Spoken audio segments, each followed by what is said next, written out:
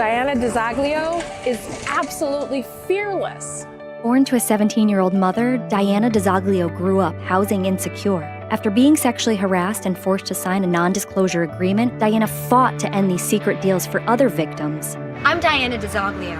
I've stood up to Beacon Hill's most powerful politicians to fight for transparency, accountability, and equity. And I'll continue to stand up for you as your next state auditor. Diana will be the people's auditor. Welcome. We're live. Mike Crawford, Young Jerks. We got a special guest here tonight. Very excited. Massachusetts State Senator Diana DiZoglio. We have her on the audio. I've been waiting for this to happen for a while. So Well, Diana, you I've there? been waiting to come on too, Mike. I mean, I am really, really excited for the opportunity to chat with your listeners about all the cool things that the auditor can do to help everyday people like us.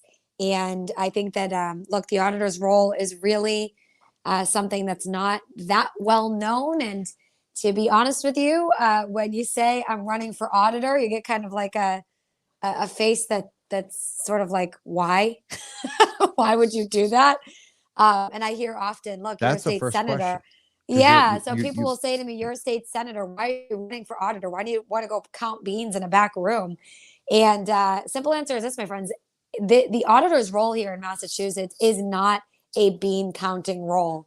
She is the chief accountability officer for the state of Massachusetts, the person who is responsible for speaking truth to power, for being a whistleblower, for shining a light in the dark areas of our state government, for holding government agencies and powerful politicians accountable to you, the taxpayer, and making sure the government's working efficiently and effectively. And she's responsible for transparency, accountability, and equity, or I should say, bringing more transparency, accountability, and equity. And I don't think I need to tell any of your listeners this, Mike, but we have a lot of work to do on those fronts here in the state of Massachusetts, where we continue to be ranked as the least transparent and least accessible state government in the entire nation, not being subject to public records laws, not being subject to open meeting laws, having taxpayer funded NDAs, silence workers about abuse, harassment, and discrimination, and power being centralized into the hands of a few. It makes it really difficult for regular everyday people who are the workers in our communities to get access to what's happening at the State House and to have a voice. So that's something that I want to make sure that we're able to work on, that I'll be able to take my 10 years of experience in the state legislature and more recently as a state senator to fight for regular working families who want nothing more than to have an equal shot and a voice and a seat at the table. Now, this is a very close race for the Democratic primary between you and Chris Dempsey right now. The polls just came out. It's a neck and neck race. I'm surprised he's actually doing as well against you, honestly, but I could see why. I mean, there's two different kind of camps in Massachusetts right now. You both played a great, I think you're both great candidates. I like you both. You specifically because you're a fighter. Trying to turn off all the phone calls we're getting right now for you. You're number one, you're a fighter, and we are going to take phone calls. So please keep calling. I see Ed D'Souza on the line. I want to get him on in a second. 978-560-3155. Definitely keep trying, callers. We're going to get you on in a second. But I want to say that you're definitely, obviously a fighter. We've seen that with the State House. Yeah, look, and that's what we need in the state auditor's office. Look, a little bit about myself. Some of you know my story. Many of you don't. I was born to a 17-year-old single mom. I grew up housing insecure, couch surfed for a lot of my childhood. Thanks to family, friends, and community folks, we were able to have a place to live a lot of times when my mom was struggling and couldn't afford a place herself. And she was a young nurse's aide back then. And I ended up graduating from local public school, going off to a local community college, Middlesex Community College in Lowell and Bedford. And I ended up getting an associate's degree from there. And that was an associate's degree that I was able to afford thanks to our legislatures and state government's investments in families like mine. Look, every wasted dollar is another child's future opportunities that are put at risk. And that's something that lived experience is is something I'll take with me to the auditor's office. I ended up earning a scholarship to Wellesley College to become the first in my family to graduate. And the reason why I think it's important to talk about these things is because it really was due to those financial investments made into my future success that I was able to actually see some future success. And knowing that inspired me to give back to my community in whatever way I could. And since I could not do so financially, I went into community service. I served at a young teen girls' home as a childhood survivor of domestic violence myself. I wanted to work specifically with young teens who had also survived domestic violence in the home. I worked at Girls Inc., running their after school programs. And I also served at the United Teen Equality Center, helping to expand their diversity, equity, and inclusion programming. Simultaneously, through these years, friends, I continued to do what I did to make my way through college, which was waitress and clean houses. Because as many working families know, we might love our day job, but it does not always afford us with the opportunity to live with a standard of dignity in the communities that we're working hard to serve in. It's why I've been such a staunch supporter of labor organizations and unionization efforts, especially those at the State House, and why I'm proud to have the support of the Massachusetts Teachers Association, the Massachusetts Nurses Association, the AFL-CIO. And then I'll toss this in there, it's not a union, but also Emily's List. Very proud to have Emily's List support for my positions on choice through the last 10 years and my strong advocacy for women. But I will tell you, Mike, look, it was during those years that I actually got offered a job at the State House working in the House of Representatives. I was juggling these different positions. And there was a state rep who needed somebody who had deep community ties and spoke fluent Spanish, which I had both to offer that position. And I'll be honest with you, I needed a stable job that eventually offered health insurance. So not even knowing what a state representative was at that time, which, by the way, is why I'm such a passionate advocate for civic education in public schools. Not even knowing what state rep was back then, as a younger woman in my 20s, I went in and I went to go work at the State House. I got the job.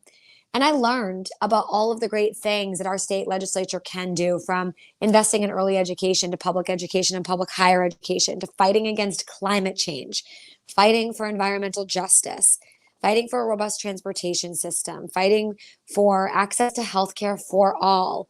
I could go on and on. Social justice across the board, economic, racial.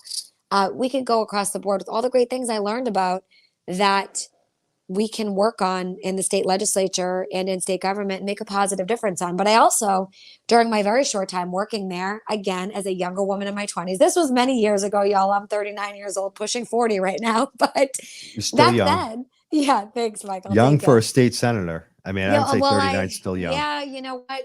You're not that far off with that. I am the youngest woman in the Senate still, and this is my 10th year of service in the legislature. So that speaks a lot to you about how much we do need more women to run, younger women to step up and to run. And I hope anybody listening thinks about it. I'll encourage you to run. They say women need to hear it multiple times. So I'll say, I do hope you're considering running if you're listening today and thinking that could be me. We need your voice. But look, I ended up, finding out really quickly about the flip side of our state government and what can happen in state government when there is no accountability. And it was during the time working there, in my 20s, that I was actually in our own House of Representatives sexually harassed while I was working there. And the way that they thought it was appropriate to make that harassment stop happening was to fire me, Mike, and then require that on my way out the door that I sign a taxpayer-funded non-disclosure agreement that was meant to prevent me from talking about literally anything that I had seen, witnessed, or experienced behind those closed doors on Beacon Hill amongst some of the most powerful politicians in Massachusetts. And that's still binding right now, right?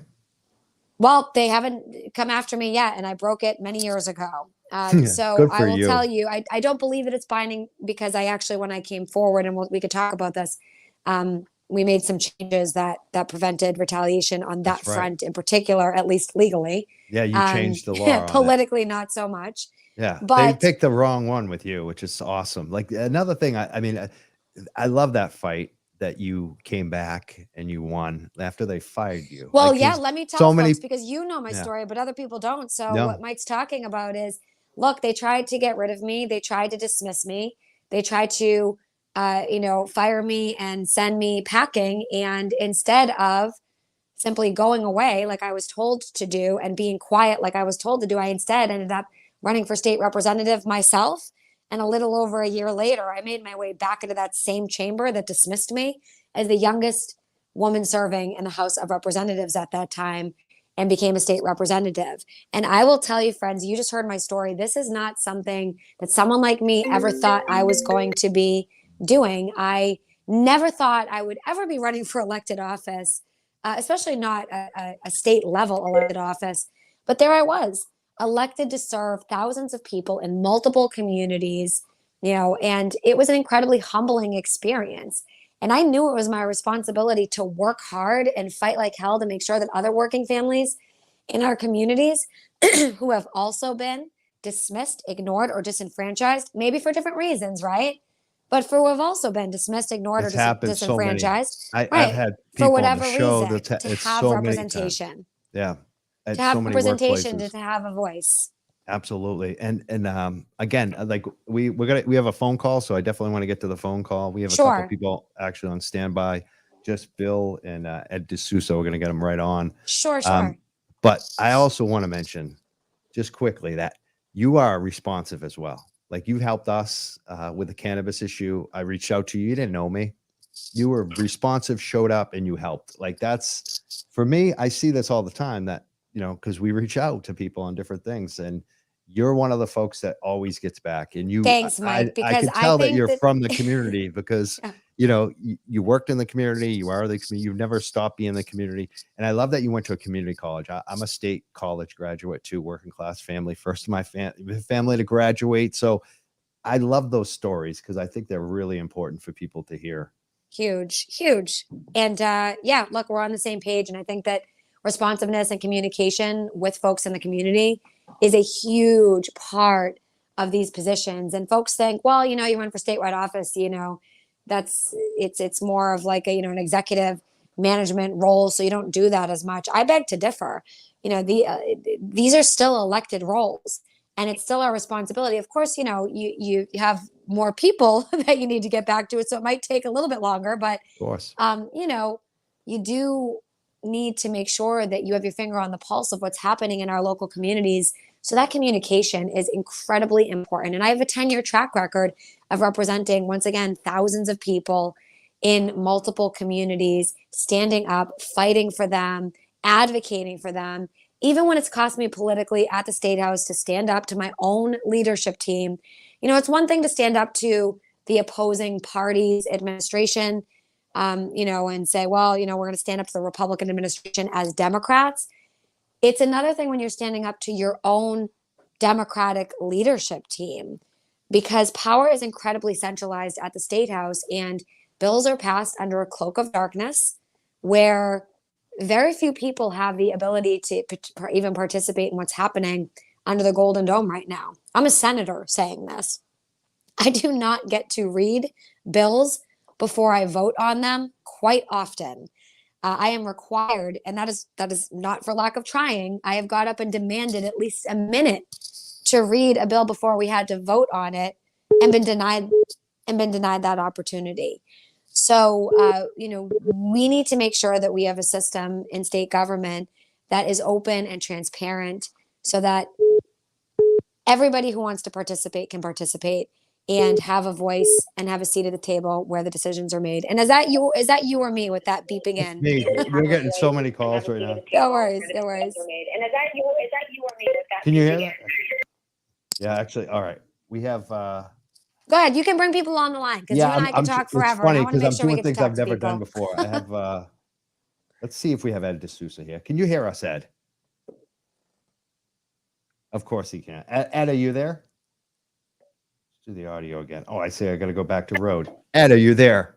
Hello. What's up, Ed D'Souza? You're on the line with State Senator Diana DiZoglio, who is running for Massachusetts State Auditor. Hello. Can you hear me? Yeah, we can. Yes. Can you hear us? Hey, Mike, thank you so much for having me. A long time since I've been able to call in. See you and Senator DiZoglio.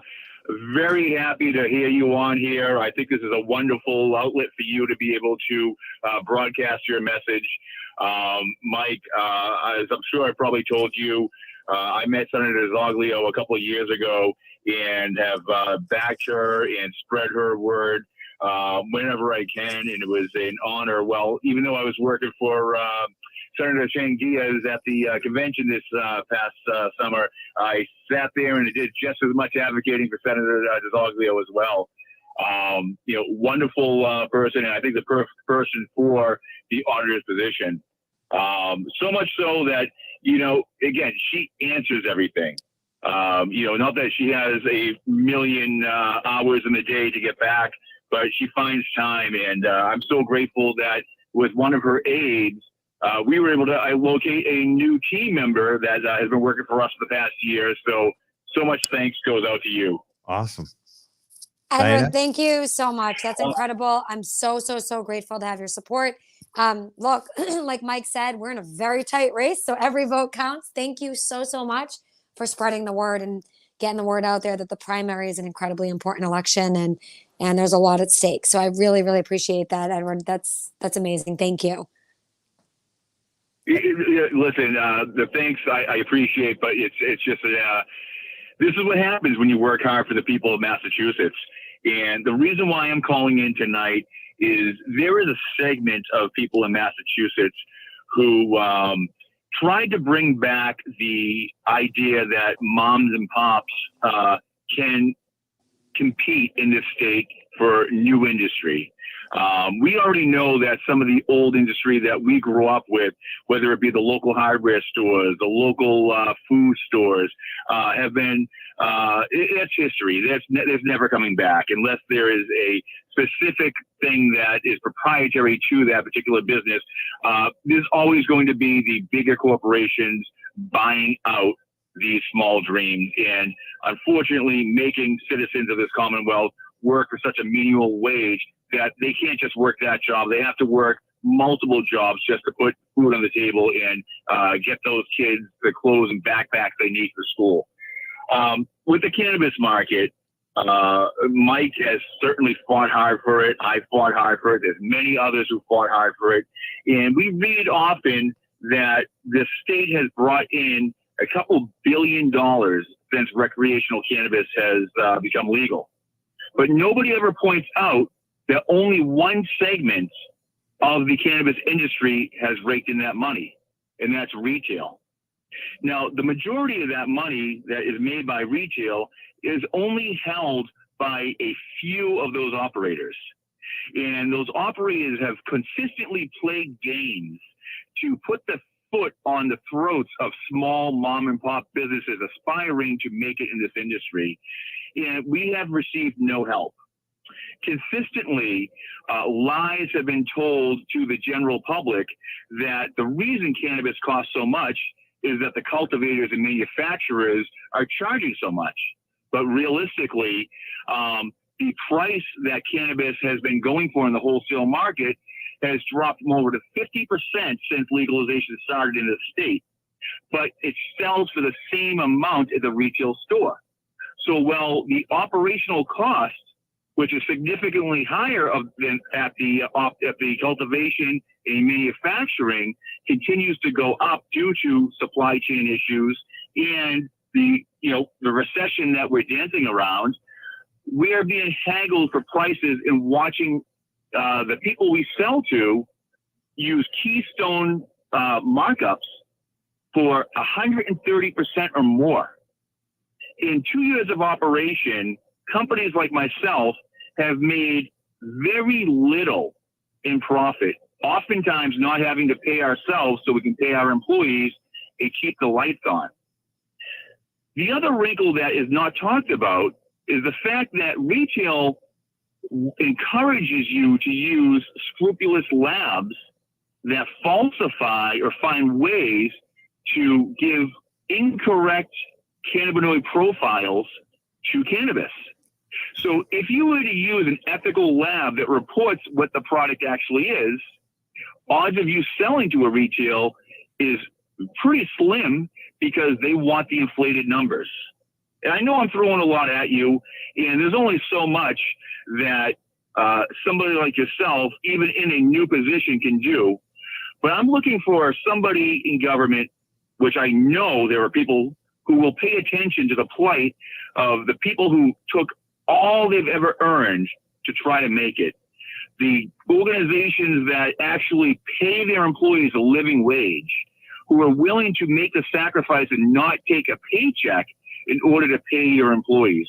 Because as I've explained to you when you toured my shop, I believe the real trickle-down economics is paying your staff a wage that they can invest back in their communities in the way that others need it.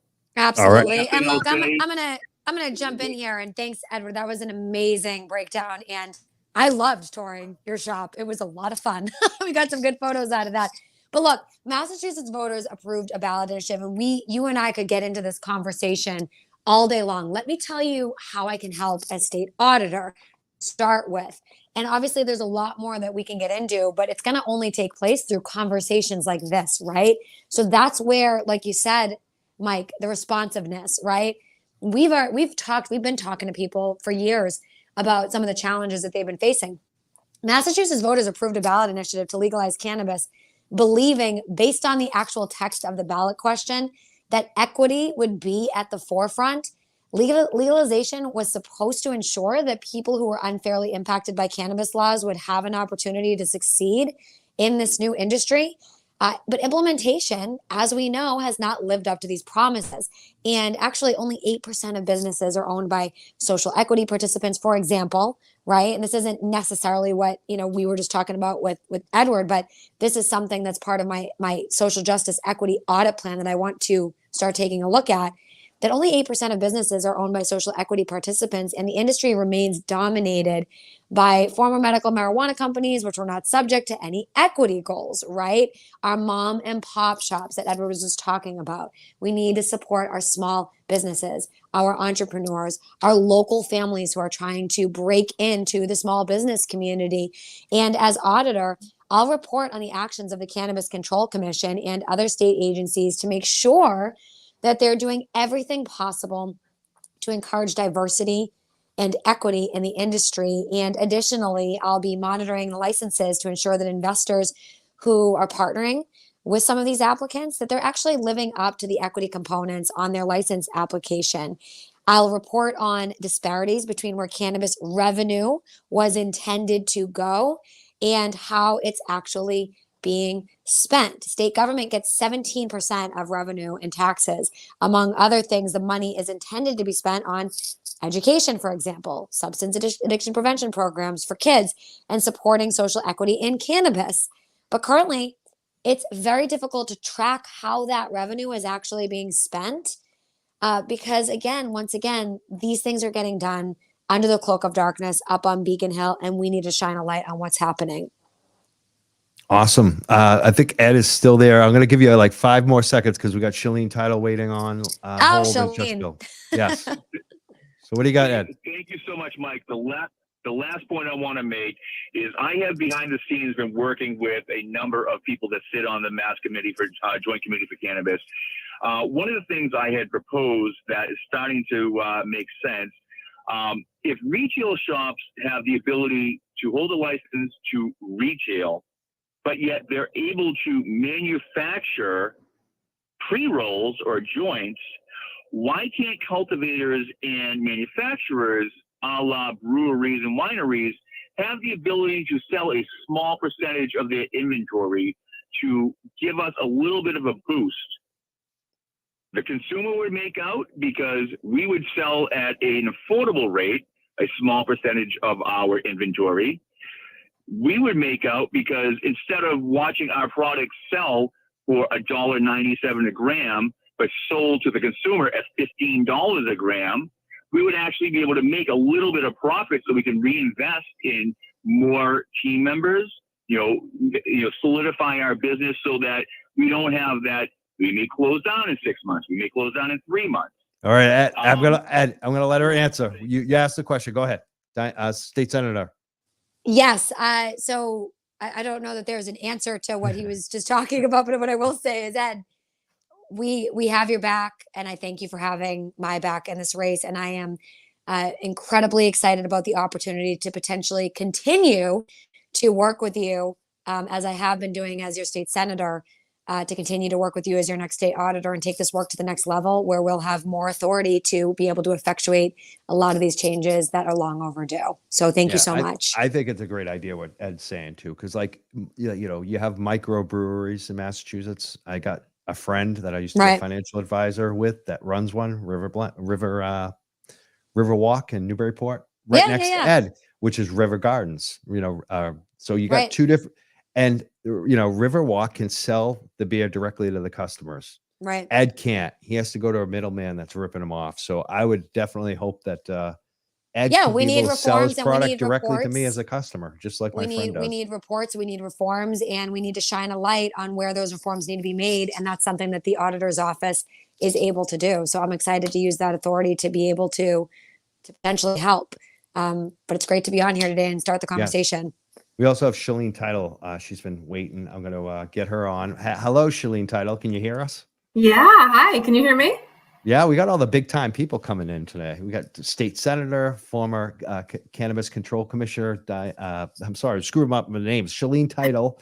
We just had Ed D'Souza on. So, I mean, I'm flabbergasted.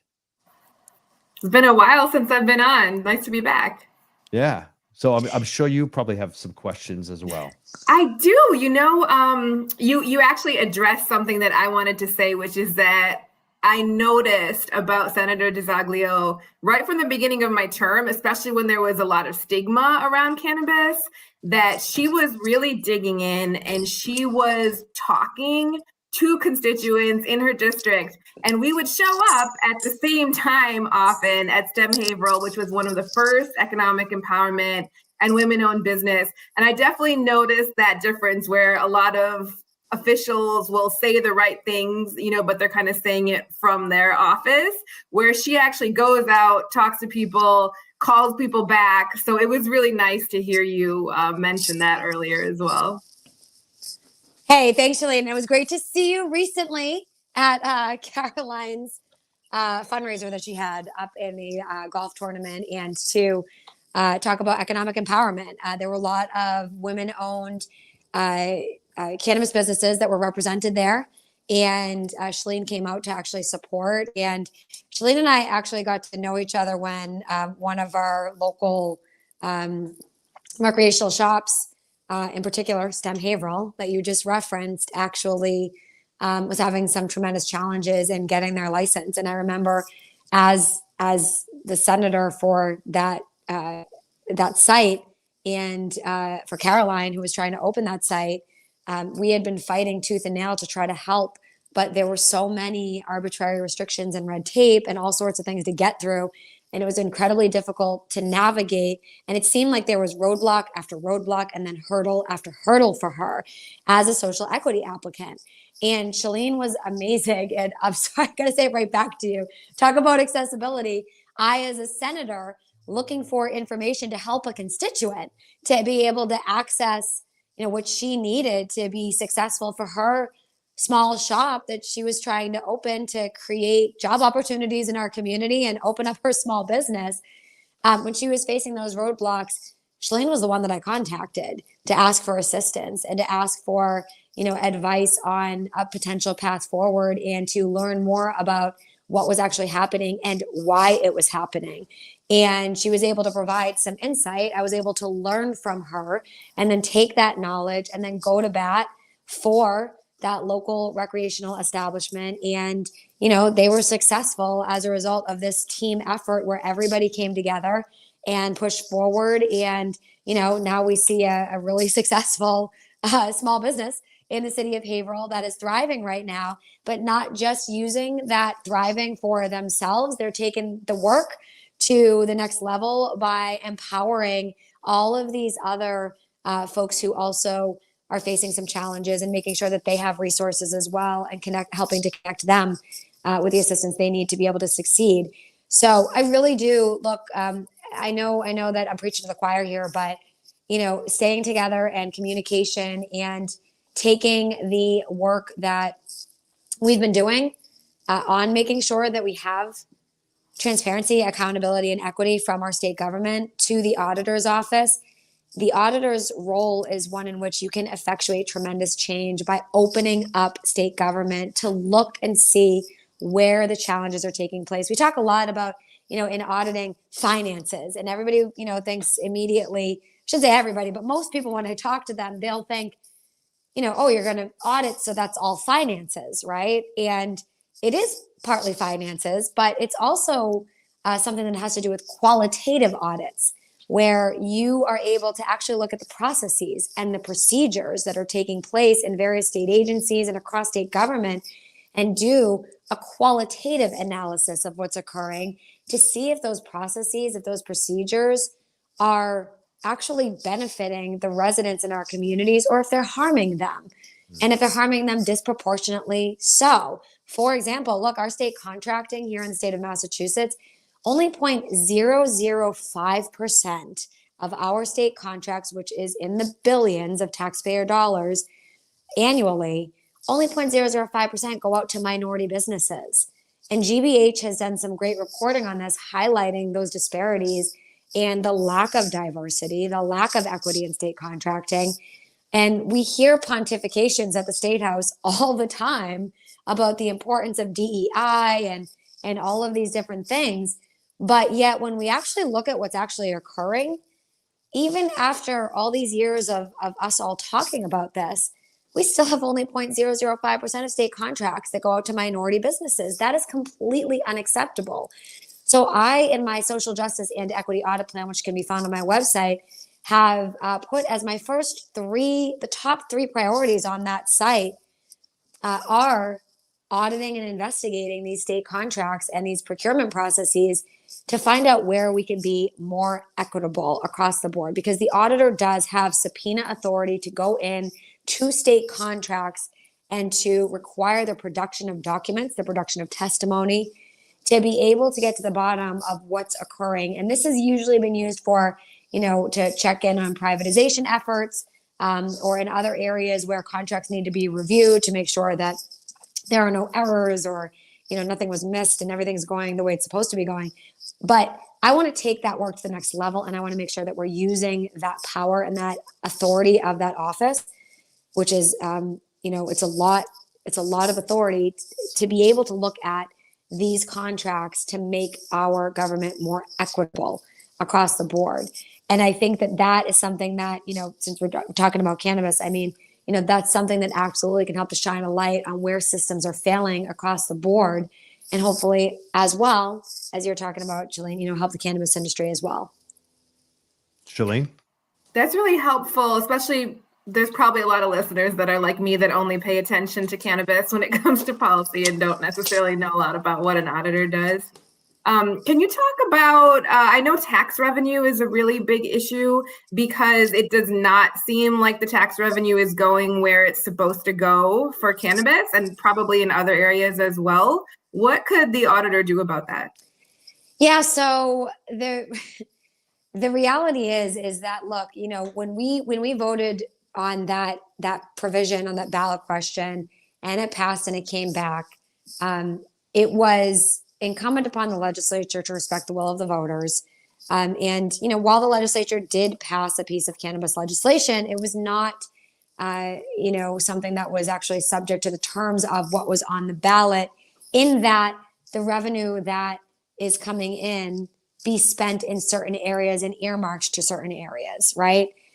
So what ended up happening is the legislative leadership team made everything subject to appropriation. That little line, that phrase, ... subject to appropriation, after, we're going to invest here, there, and everywhere. We're going to put funding into schools. We're going to put funding into, addiction services and to cannabis equity and to all these different things, right? That language got all, instead of being a mandate, was all made subject to appropriation, which means that basically it's subject to the will of whoever happens to be in a position of power in the legislature in that given year. So because of that, what ends up happening is all that money is going into the general fund. And it's very difficult to track how the money is being spent in the general fund, because it is, it's not necessarily tied now to cannabis revenue. Cannabis revenue just goes, yeah, it's commingled with all the other Commingled with everything else. all the other revenue that goes into the general fund, right? So when people spend money on education or on healthcare or on transportation or on whatever it's going towards, you can't necessarily say, well, that came from the cannabis revenue.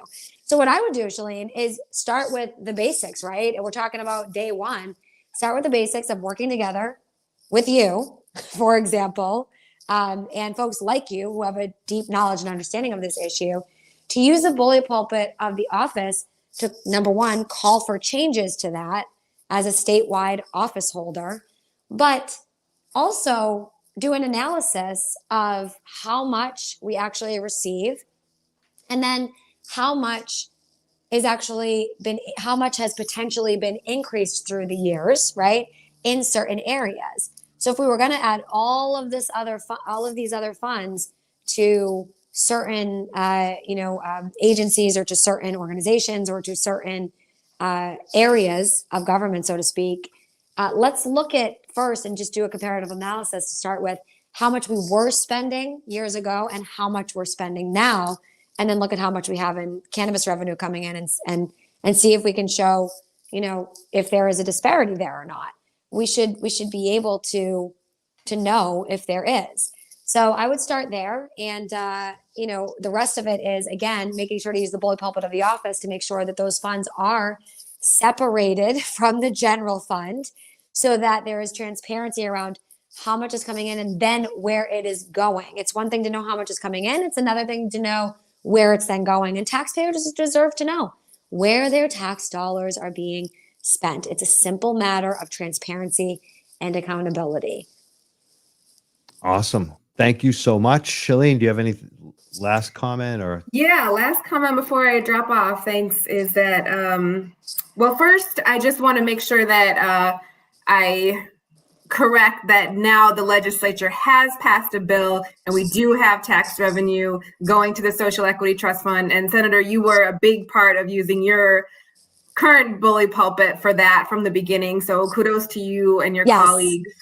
And then as a closing comment, I just want to say that, like, we are so awful on transparency. For people who don't know how bad Massachusetts is, where we get an F on all of like the national scorecards. And I think Senator DiZoglio has not only been great on cannabis, but has also been wonderful on transparency. And so it does seem like totally natural fit as to why you're interested in this position. It really comes across, and it's very you, and I look forward to supporting you. Yeah, thank you so much for your support, Shalene. And yes, thank you for adding that in at the end, because we have made some recent changes in legislation, thanks to the advocates like yourselves, who have been pounding the pavement, making your voices heard, beating the drum, and making sure that the legislature does take action. We did make recently some good reforms. There is still much more work to be done, but we did get some important legislation to help with some of these issues across the finish line. I'm looking forward to that implementation. I'm leaving, but Mike, also, I just want to thank you, because you have been excellent in your coverage of cannabis. You say things before other people say it, like sometimes years before. You actually read things, you know what you're talking about. You do an excellent job. Keep it up. Shalene, I was just about to thank you for the transparency part, just bringing that up, because it's so true about the state senator, and you're awesome too. And I thank you. Thank you for calling in. Absolutely. Take care. Thanks, Shalene. Shalene Title.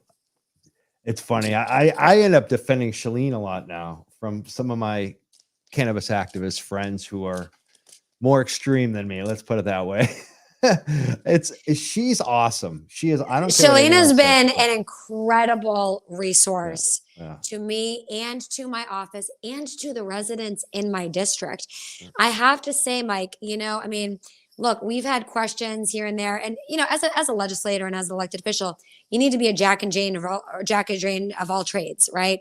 There's a public safety issue, there's a veterans issue, there's an elderly issue, there is a housing issue, there's an education issue. So you need to be able to quickly move from one topic to the next on any given day based on what your constituency needs and what vote is coming up in the state legislature. And you need to be able to rely on experts in the field, because you're not necessarily an expert on every single thing that you're voting on. And it is incumbent upon elected officials to learn daily and to continue to grow and to educate ourselves about the challenges that folks are facing and then about potential paths forward, because there could be multiple paths forward, right? And folks could say, no, this is the right direction, that's the right direction. And only through the work of folks like Shalene, you, Ed, and many others have we been able to actually, see some progress on these things, because you continually take the time to educate the legislators at the State House, to educate the administration, to educate our state agencies, and to help to educate our constituencies as well. A lot of folks in our communities have questions about, some of the impacts of, for example, recreational marijuana facilities where there might be questions, there might be concerns, there might be those who, think that there may be challenges associated, right? You've helped to educate our communities about some of these different challenges and make sure that folks understand and, have really helped a lot of these mom and pop shops to be able to make a positive impact and to help our communities. I got a friend in the green room waiting, and I think he was losing his mind. I could watch him. He's been waiting the longest. We're gonna get him in, but I want to read both. Bill, you got one more second because I want to read a couple comments that came in for Shalene title. One Facebook commenter wrote, "Shalene is like the national expert on social equity, a Malden native, and my hero." I think that's Warren Lynch that wrote that. Also, another comment was, Shalene Title already asked a way better question than I had. Exactly. I usually ask the questions, but I'm like, let Shalene ask the questions. We need Shalene to run for office. I'm just going to put that that's out what I've there. been saying forever. She needs to run. Yeah. We got Just Bill here. He's a local music guy. He's I don't know. He's hard to describe. He's a good guy. Just Bill. He's also like I think a carpenter or a fix-it guy. He's very creative. Play us a song. Go get your guitar. Yeah. No, he mostly photographs the bands, I believe. Maybe he does play music too. I'm not sure. We'll find out. Just Bill, what's up? How you doing, everybody? Good. Hey. Can you hear me? Yes. Yeah. Excellent. No, I'm not upset. I have a lot of patience. I'm really enjoying the show so far. So if you had to interview another person, I'd be just enjoying it. So yes, I play 7 instruments. No one knows that.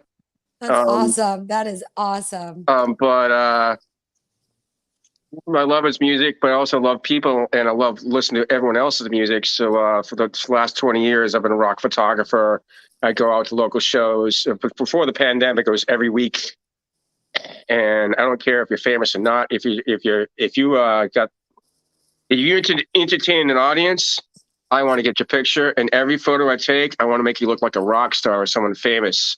And that's always been my goal. Even though I can't take my own photo. Yeah.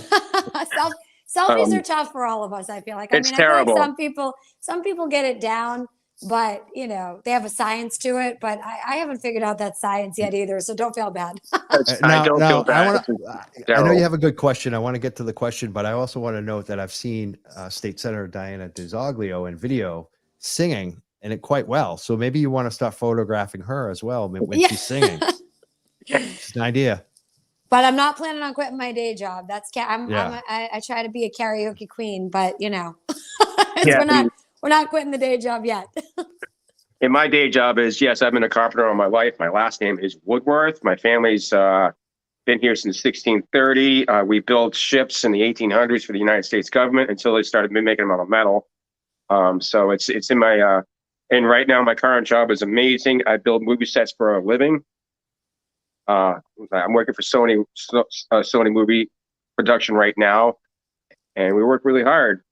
And that also brings me into the question I do have. You guys want to start, if you don't mind me starting? No, that's what we want. Go get right to the question. About getting to work.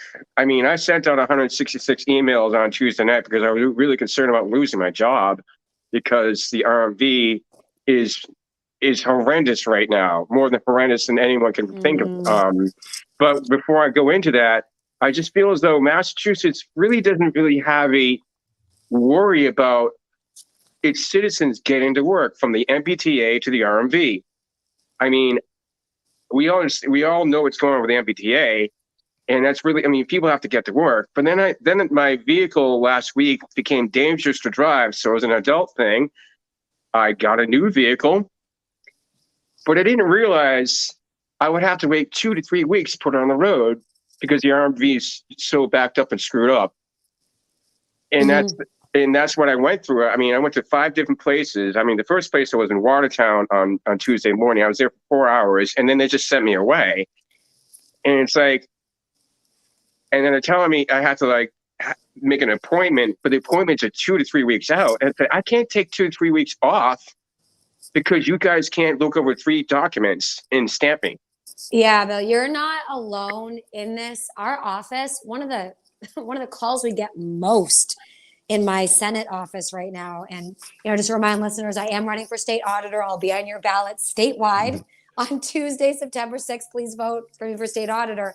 But currently I serve as a state senator, and I do still have my Senate job to do, right? So one of the calls that we get the most is about challenges at the RMV and about processes and procedures at the RMV being, done in a fashion that's not really something that's as helpful as it could be to residents.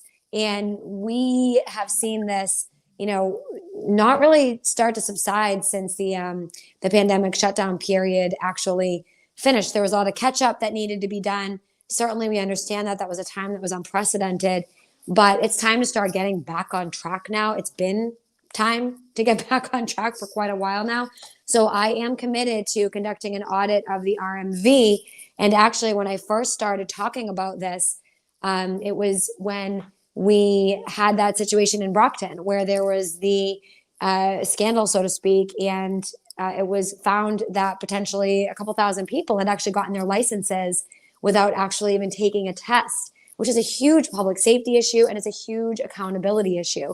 So I had spoken at that time about the need to conduct an audit of the RMV to make sure that, it's functioning to its best capacity and to shine a light in the areas where the RMV can do better and needs to do better.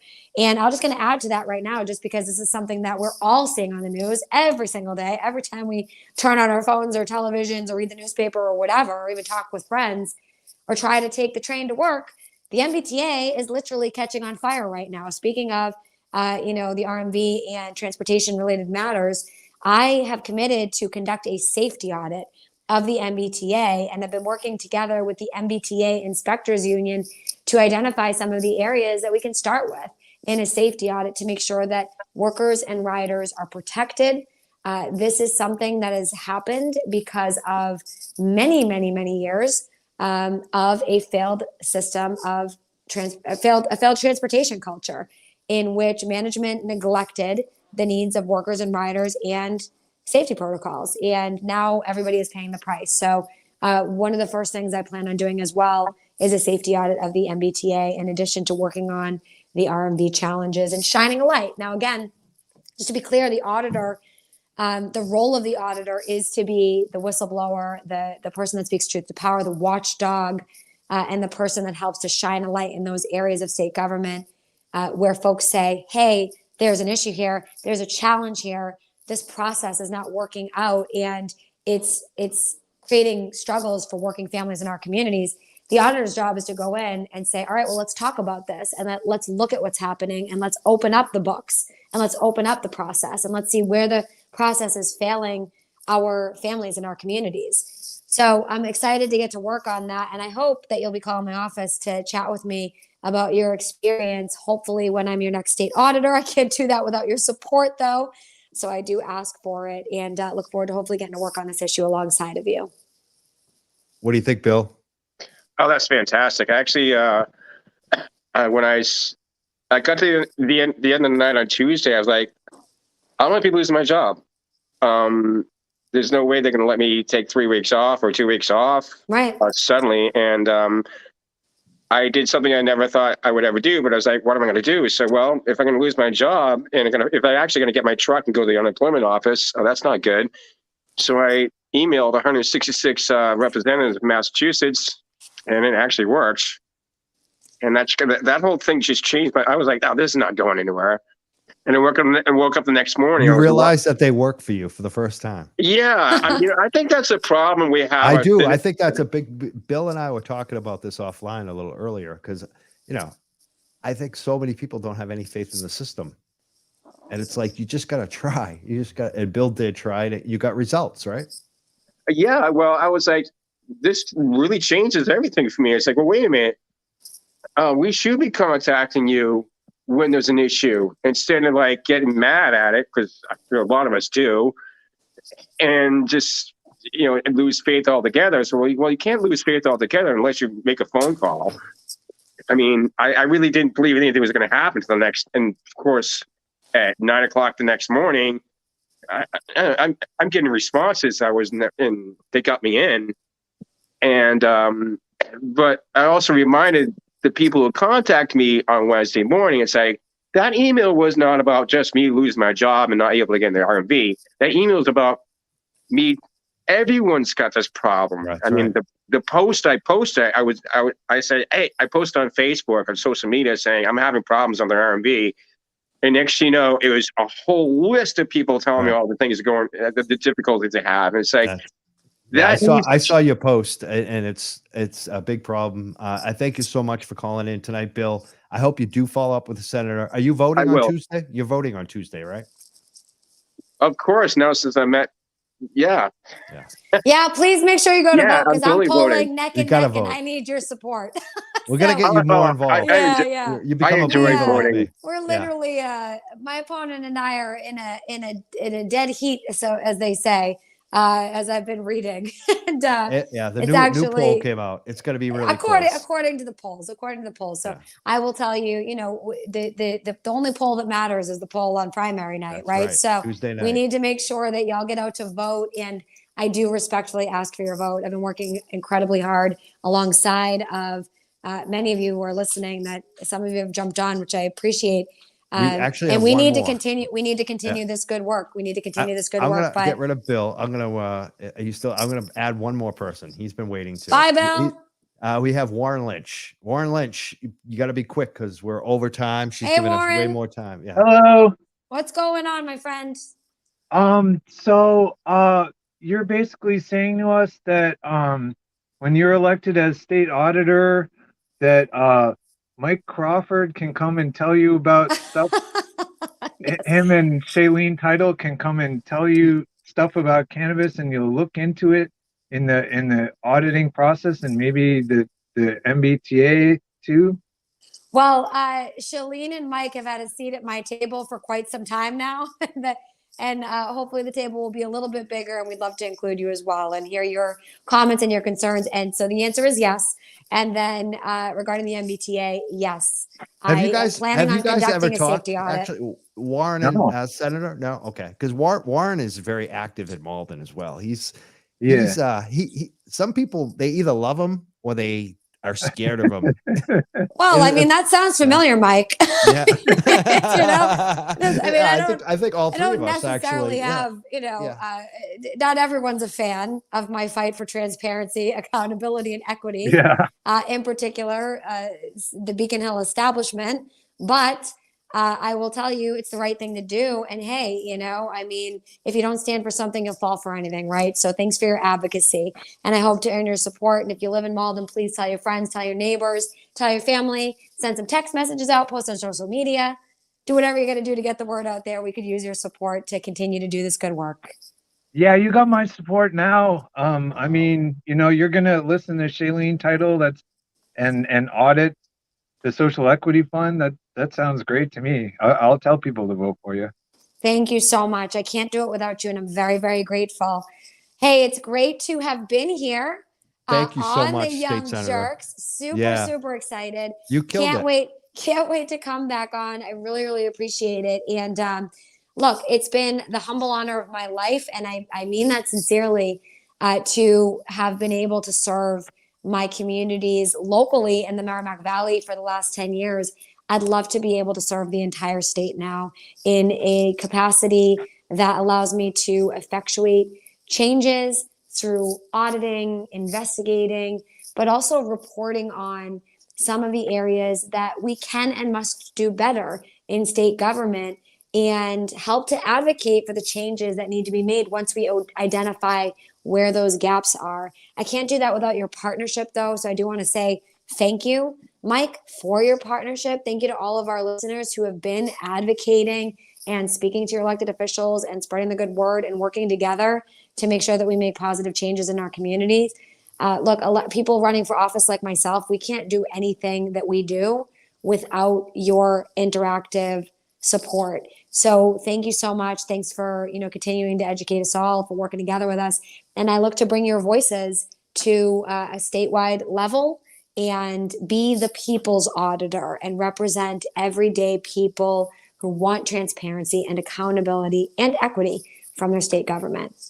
Thank you so much. That is State Senator Diana DiZoglio from Methuen. You can vote for her on Tuesday in Massachusetts, anywhere in Massachusetts. Tuesday on the primary ballot for our state auditor. You can vote for her. I think it would be a good vote. I'm not going to tell people how to vote in this race, but I think it would be a good vote. I definitely thank you so much for all the time and everything you've done for us and the Commonwealth. And locally, the Merrimack Valley. Thank you so much, State Senator. Thanks so much, Mike. Thanks, everybody. We'll see you soon. Take care. Have a great night and enjoy the rest of the show. You too. Thank you. Oh, she's great. What do you think, Warren? I was impressed. Yeah. Yeah. I'm keeping you to the end. You're my and the show guy. You're like, the kids table is here. The kids table. Yay, the kids table. I mean, this is weird for me. I don't know if you've noticed the shows since COVID, it just kind of got weird for me. And now I got this new studio. It's still strange to me. It's like, I'm kind of off. I don't know if you can tell. I don't know. It's like everything is different with the COVID. Yeah. But what happened. I think it was a good show though. I mean, I had fun tonight. Did you? I mean, you were listening. What do you think? It was pretty good. Yeah. And what do you, the stuff I was curious about, Shailene went right into it. I was like, going to ask, what can the state auditor actually do that has to do with, our favorite issues, cannabis or racial justice or environment, somebody's issue that they care about, what can the state auditor do? And she just had examples for cannabis and the RMV. It was impressive. So you're down. Have you been following some of the other scandalous stuff going on in Boston right now? Or are you just focusing on your dispensary? Because you had a meeting this week as well for your dispensary, right? Oh yeah, it went really well. Good. Yeah, there was some controversy. You remember Neil Kinnan? Oh yeah, Doc Neil.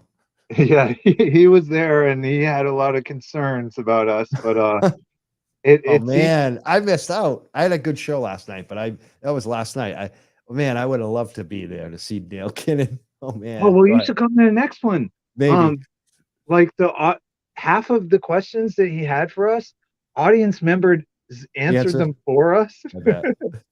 and at one Neil, point, instead of coming to city council with all your questions, just ask your neighbors. Yeah. And at one point, a former state rep gave him a noogie. On camera, which was just pretty kind of epic. I've never seen a noogie in politics before. I would ask, did City Councilor Spatafora show up? Nope. Oh, good. Nope, he wasn't there. I've been holding back some audio of him and for a podcast, and I just wonder if I should drop it. Yeah, I mean, it's public audio. You've heard it, but it's just so classic. I don't know if I should. I don't want to make it worse for you over there. I mean, they really are a bunch of jackasses. Some of those folks in Malden. There's some really good people in Malden, and I think the good people are going to prevail. But, geez, you're dealing with a lot of shenanigans over there. Yeah, there's extremes of both sides in Malden for sure. You've met Councilor Amanda. She's super nice, but O'Malley's cool. Linehan's awesome. A couple other guys are good too. There's a few, mostly good people. And then there's couple people that just are national like nincompoops. Like they're like on a national level of being like jackasses. Like they've like, if there's like a jackass competition in your local town, like those angry dudes who like hate everything and are always like like causing problems, making the town look racist. They're like on a national level of that. They're like the biggest jackasses. Like they really are. Like, Definitely, there's some of yeah. that involved in for sure. I don't Yeah. want to name names right now. I don't want to get you. Yeah, I don't want to get you in trouble. You're gonna lose your dispensary license after this. We should end this call. But I want to thank you too, Warren Lynch, for calling in tonight. And Oh, thank you. I want to thank all our callers. We had Shalene Title, former Cannabis Control Commissioner, Ed D'Souza, who is an owner of River Run Gardens, and Just Bill and Warren Lynch. Good calls, all of them. And I especially want to thank State Senator Diana DiZoglio. I also want to figure out the headphones. I guess that's what's bugging me right now. I love the studio, but my voice sounds too loud. Like I haven't figured out how to turn my voice down and keep everyone else's the same. You know what I'm saying? No. Yeah, that sounds tough. Yeah, that's what it is. And I just figured it right now when I'm pulling my headphones away. That's probably what I should just do is move them off my ears a little more. But then I'll probably be like, I can't hear you. You know what I mean? So Yeah. it's just new studio equipment. You have to figure it out. It takes time. I'm learning things. Tonight we took phone calls on the fly. We were doing all kinds of stuff. We had 2 calls coming at once. It was all myself. I'm self-produced now. And I do have a little team that helps me, obviously. I don't do all of this by myself. Let's put it that way. But mostly, live show, I'm producing it myself. So exciting times for the Young Jerks. I want to thank Warren Lynch again. What do you think about the show lately? Because we haven't been around. We're starting to come back a little bit. What do you think? I had fun. You always ask really good questions, and you have really great guests. And I'm excited about your show's future. It looks cool to me. Anything that any negatives? Anything that you're like, you know what, you should fix this or work on that? Or I get that from Carm a lot. She's good at that. Oh gosh, well, you probably got it all from Carm because you're doing really good, man. Yeah, we'll find out after the show. We'll talk to Carm. We'll be like, Carm. She was like walking through the studio at one point, and I was like, oh man, she's gonna tell me something's wrong. I know it. And I was like, and then she left. I don't know. Maybe she was gonna tell me it was good tonight. I don't know. We'll find out. Well, she's a professional. Oh, she's gonna the have best. Better tips than I would. She's my number one team member. Believe me, she is so good at this stuff. She's worth every dollar. I know. Obviously, I'm not paying her, big money. I'll buy her dinner. All right. I thank you so much, Warren Lynch. Young Jerks, check it out. You know what? Monday night, we're going to do a endorsement show talking about campaigns and candidates. I hope that you would actually be part of that on Monday night. Sure. If you're around 7 p.m. Come up with people you want to endorse if you have time. Sure. Okay. Yeah. That's what we're doing. We're going to discuss campaigns and candidates we want people to vote for. Awesome. And we're taking callers too. I mean, we're definitely taking some calls from campaigns. One person I'm endorsing out of the blue, I never talked to them before, but I think they may actually be calling in is the Essex County Sheriff candidate, Virginia Lee. So, cool. We're probably going to get some calls from campaigns too on Monday night, 7 p.m. I hope people check in, listen, call in. If you have any campaigns or candidates you want to support, you can call in that night. If you, or, I'm audience wise too. If anyone in the audience is working for a campaign or candidate that they want to get a last minute pitch out to the world, they can either have the campaign candidate or, person who supports them call in. Pitch the world. Yeah. Monday night. And I hope everyone votes on Tuesday. You got to vote. Massachusetts, Tuesday is the primary. You got to vote. And if you don't know who to vote for, find out. Call your friends, call your family. Even better, do some research. Find out, check out the websites. Websites always tell you, I think, right away if that's your candidate or not. And the number one thing I look for is, are they talking about the issues on the website? Because if a campaign isn't talking about policy, specific policy issues. Yeah, it's all graphic design. They're shady. Yeah. And that's one of the reasons I'm going to endorse the state rep state senate candidate over in Danvers, the young guy who came on the show. He's a policy wonk. He's all about, and he's got the good policies. So we're gonna definitely. I think we actually already did endorse him, but we're gonna be talking about him on Monday night. A lot of other campaigns like that. So I hope everyone checks it out, calls in, get the phone number, put it in your phone, 978-560-3155. I got to memorize it now. That's our new phone number. Thank you, everyone. Young Jerks checking out. Thank you, Warren Lynch. We'll see you on Monday night, hopefully 7 p.m., everyone. Actually, before we check out, I'm just going to throw up the video. DiZoglio is absolutely fearless. Born to a 17-year-old mother, Diana DiZoglio grew up housing insecure. After being sexually harassed and forced to sign a non-disclosure agreement, Diana fought to end these secret deals for other victims. I'm Diana DiZoglio. I've stood up to Beacon Hill's most powerful politicians to fight for transparency, accountability, and equity. And I'll continue to stand up for you as your next state auditor. Diana will be the people's auditor.